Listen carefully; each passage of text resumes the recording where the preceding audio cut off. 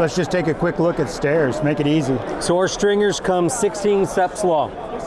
It's a hollow 14 gauge galvanized stair stringer, powder coated, 16 steps long.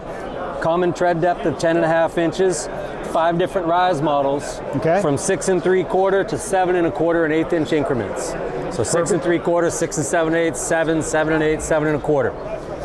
So once you know what your total deck height's going to be, and you figure out your stair solution, you get the proper stringer in place, secure a bracket to the top of it, screw it to the deck frame, and you're done. So you can have an entire 16-step deck framed within an hour and be ready to deck it. That's awesome.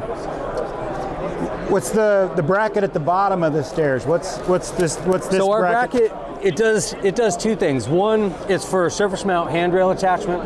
So if we took this board off, you'd see 2 brackets right here that are screwed into each side of each stringer.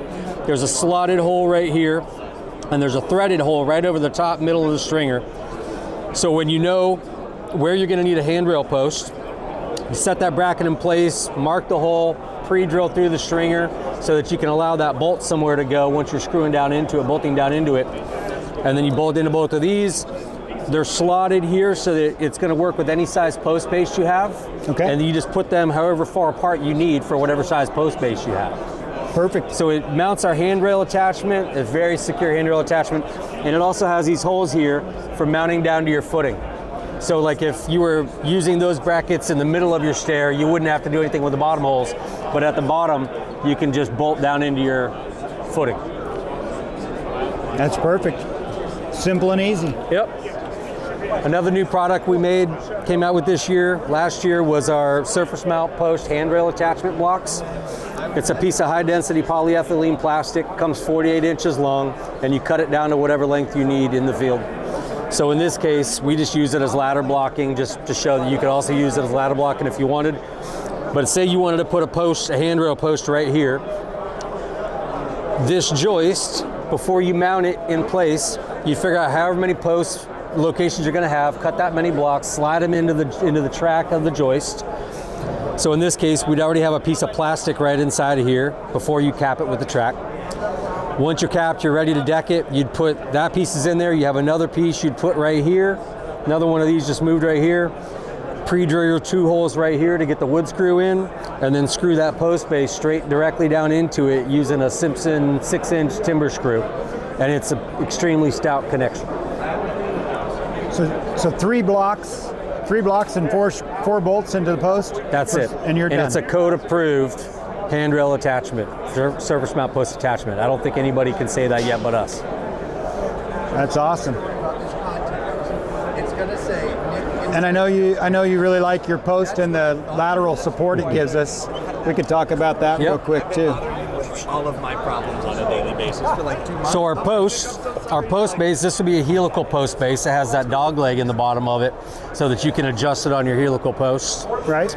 Once that's mounted up to your helical base, your helical cap, you slide your post over the top of it. 2 screws each side we sell the screws as well. They're a 1/4-inch structural steel grade screw. And then that's your post attachment to your helical. Our standard post base, which is this guy, same concept as this. It just has the 10-inch round elephant foot base so that you mount that down into your footing. You can use a 12-inch sonotube with that 10-inch base. If you use the Simpson Titan screws, they can be within 1.5 inches of the edge of concrete.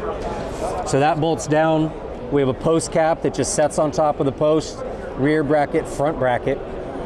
For a deck up to 12 foot tall, that handles all lateral support you need for a deck. There's no additional Y bracing needed on the deck. And you're getting that lateral from this part of your base. From that flange as well as our full height bracket. Full height bracket. Yep. That's awesome. It doesn't move. At 12 foot tall, you get up and push on these things, they don't move. Yeah, they're very stable.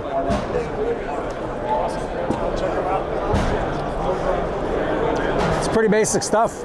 No, it is. It's very basic, very easy.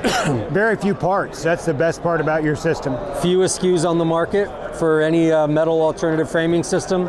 We have our 18 gauge joist, 14 gauge joist, a track, and with that you build whatever you need.